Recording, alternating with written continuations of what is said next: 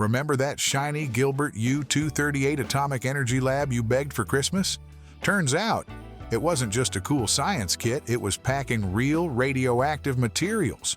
Can you believe parents actually bought these for their kids? Stick around as we uncover the shocking truth behind this and other deadly playthings from the 60s. You won't believe what we used to consider child-friendly back then. Picture this. It's Christmas morning, 1951. Little Timmy races downstairs, his eyes sparkling with excitement. Under the tree sits a shiny new Gilbert U-238 atomic energy lab. But this isn't your average science kit.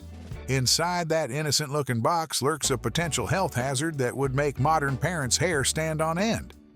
So, what exactly did Timmy find when he tore open that wrapping paper? Real uranium ore samples, a working Geiger counter, and an official government manual on nuclear experiments. Yes, you heard that right. Actual radioactive materials in a child's toy. Parents back then thought they were nurturing the next Einstein or Oppenheimer. Little did they know they were exposing their kids to long-term health risks.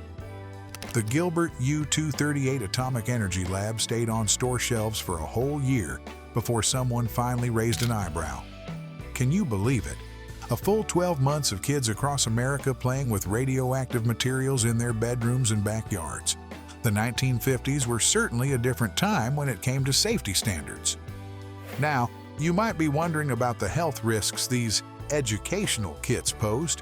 While the levels of radiation weren't immediately dangerous, repeated exposure could increase the risk of cancer later in life. Not exactly the kind of science lesson most parents had in mind. The shocking part? There were virtually no safety regulations preventing the sale of radioactive materials to children. It was the Wild West of toy manufacturing, where anything seemed to go as long as it was marketed as educational. The Cold War era's obsession with nuclear power and the space race created a perfect storm for these questionable toys. But here's the kicker. The Gilbert U-238 Atomic Energy Lab wasn't just a one-off oddity. It was part of a larger trend of dangerously educational toys that would make today's safety inspectors faint. This particular toy, though, stood out for its use of actual radioactive materials. It's hard to imagine anything like that making it past modern safety standards. What if I told you that one of the most popular family games of the 1980s was essentially a set of mini javelins? Lawn darts seemed harmless enough until tragedy struck. Get ready to discover how this innocent-looking pastime became a battleground for toy safety advocates and changed the landscape of playtime forever. Picture a sunny summer afternoon in 1980.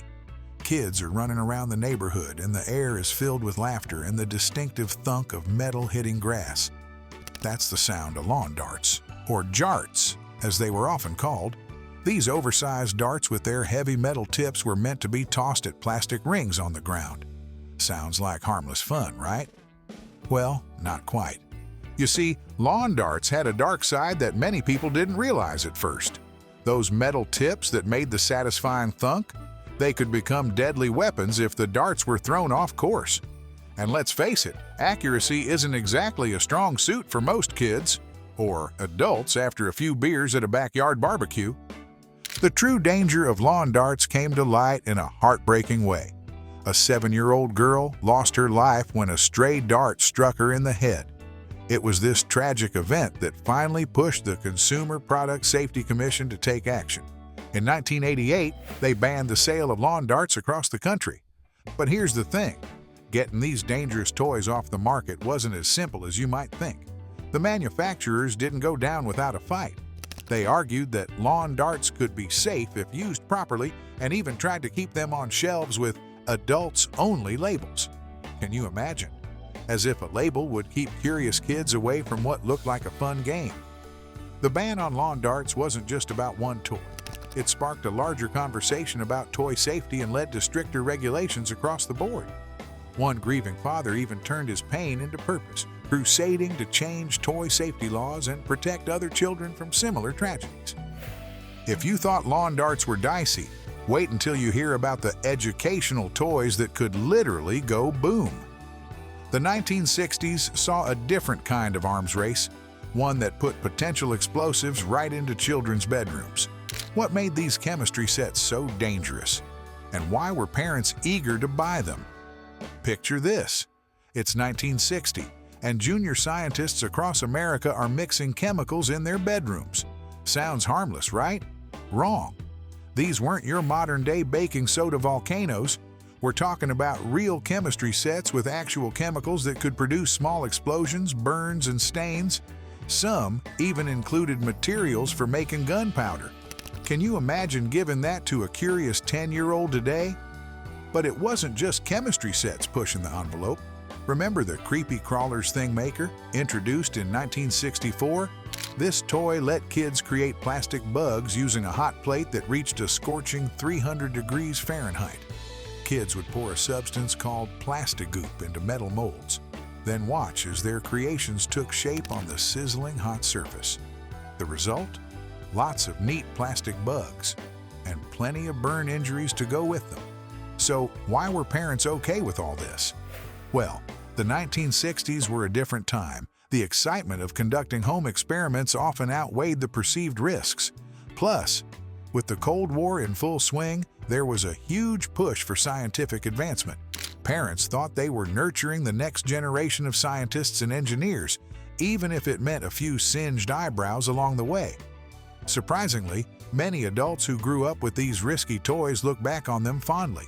They credit these chemistry sets with sparking their interest in science, despite the inherent dangers. The thrill of mixing chemicals and conducting experiments was a hallmark of childhood in the 1960s, even if it sometimes came with a price tag of injuries and property damage. But don't worry, today's toys are a far cry from these potential hazards. Modern chemistry sets focus on non-toxic materials and safe experiments. While they might not pack the same punch as their vintage counterparts, they're much less likely to send Junior to the emergency room. It's a change that has many parents breathing a sigh of relief, even if some old-timers grumble about kids these days not knowing real danger.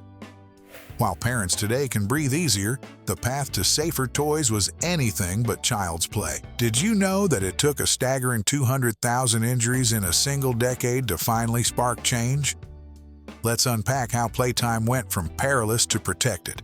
The 1970s marked a turning point in toy safety.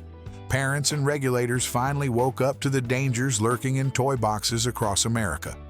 In 1972, the Consumer Product Safety Commission, CPSC, was born, and with it came the first real attempt to regulate toy safety. But it wasn't all smooth sailing. Toy manufacturers pushed back, arguing that stricter rules would stifle creativity and drive up costs. Despite the resistance, safety advocates pressed on. The tragic stories of children injured by dangerous toys fueled their determination. Remember those lawn darts we talked about earlier? It took years of campaigning and heartbreaking accidents before they were finally banned in 1988. This ban was a watershed moment, showing that toy safety could triumph over profits. As awareness grew, so did the safety measures. The 1990s saw the introduction of the Child Safety Protection Act, which required manufacturers to slap warning labels on potentially hazardous toys. Suddenly, parents had more information to make informed choices about their kids' playthings. But it's not just about regulations. Technology has played a huge role in making toys safer. New materials and manufacturing processes have replaced sharp edges with rounded corners and toxic paints with child-safe alternatives. Remember those scorching hot easy-bake ovens? Today's versions use LED lights instead of light bulbs, keeping little fingers safe from burns. Toy designers now face a tricky balancing act. They need to create products that are both safe and fun. One designer told us, "We spend countless hours brainstorming ways to make toys engaging without compromising safety. It's a constant challenge, but it's worth it to see kids playing without worry." Before a toy hits the shelves these days, it goes through a gauntlet of tests. Drop tests, bite tests, pull tests, you name it, they do it. It's all to make sure that toy car won't fall apart or that doll's eyes won't pop out. And it's not just an American thing anymore. Countries around the world are working together to create global toy safety standards. The International Organization for Standardization, ISO, is leading the charge, helping to ensure that a toy that's safe in New York is also safe in New Delhi. But don't think the work is done. Even with all these precautions, dangers still lurk. Choking hazards from small parts and toxic materials in some imported toys are ongoing concerns. The CPSC is always on the lookout, ready to issue recalls when necessary. It's a never-ending process, but one that's making playtime safer for kids everywhere.